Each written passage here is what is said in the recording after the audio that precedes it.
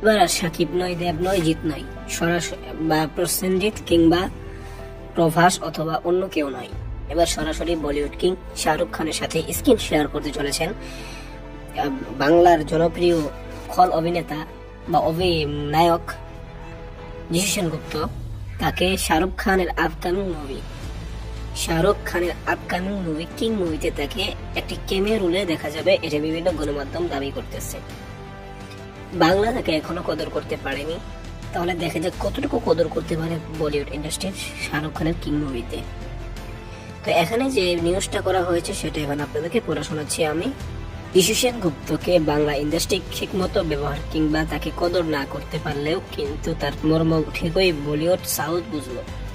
বাংলাতে সে এতটা জনপ্রিয় অর্জন করতে না পারলেও সাউথ বলিউডে সে একজন পরিচিত মুখ এবং একজন জাত অভিনেতা। এবার জানা গেল শাহরুখ খানের কিং মুভিতে একটি গুরুত্বপূর্ণ রোলে দেখা যাবে যিশু সেনগুপ্তকে। তো ভেরি এক্সাইটেড খবর। এবং বর্তমানে তিনি মেগাস্টার শাকিব খানের সাথে বরবাদ মুভিতে ব্যস্ত রয়েছেন এবং সামনে তার খাদান রিলিজ আছে।